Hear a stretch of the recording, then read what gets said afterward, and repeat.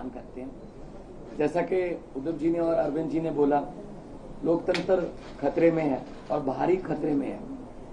कैसे इलेक्टेड की जगह सिलेक्टेड लोग जो हैं वो जनता को चलाते हैं, वो सरकारें चलाते हैं, जबकि लोकतंत्र का मतलब है इलेक्टेड। ये गवर्नर है सिलेक्टेड। तो एलजी कौन बनाता है? एलजी की कभी एलजी ने कोई जनता से कोई गवर्नर ने किसी जनता से कोई मैंडेट लिया? नहीं लिया।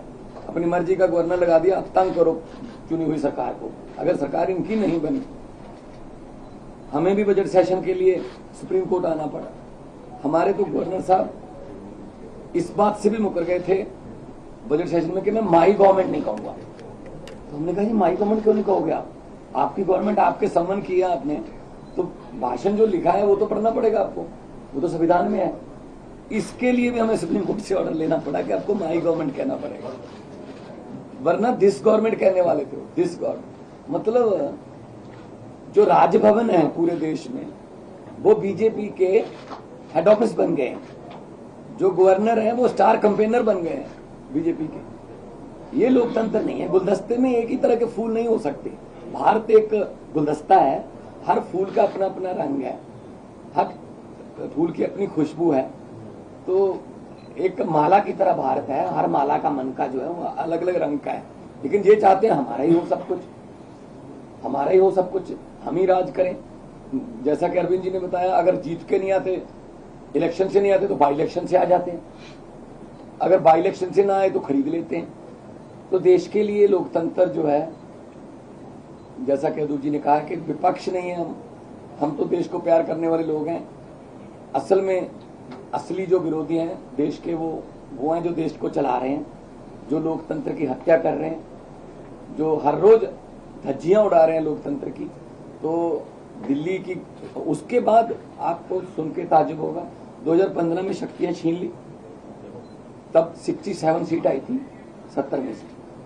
शक्तियां ना होने के बावजूद भी अरविंद जी ने काम किए अपने दृढ़ इरादों से, क्योंकि उड़ान जो है वो हौसलों से होती है, वो पंखों से नहीं होती।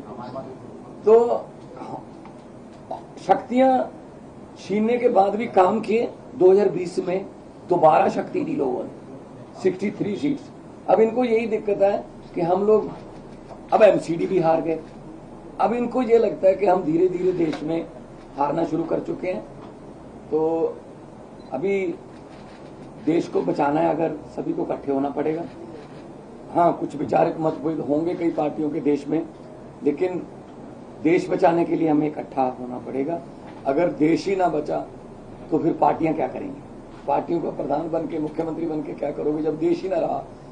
24 में अगर ये आ गए, ये संविधान बदल देंगे। और ये जिस तरीके से चल रहे हैं प्रधानमंत्री जी, बिल्कुल आने वाले दिनों में नरेंद्र पुतिन बनने वाले हैं ये। हाँ, ये इलेक्शन ही कराएंगे, ये कहेंगे 35 साल की मैं ही हूँ, बस 40 साल की ये मैं ही हूँ। तो ये उन राहों पर चल रहे हैं। तो ये बहुत खतरनाक है। देश का लोकतंत्र जो है, देश के शहीदों ने अपना खून का कतरा कतरा, हमारे पुरखों ने कतरा कतरा खून का बहा के ये देश हमको लेके दिया था।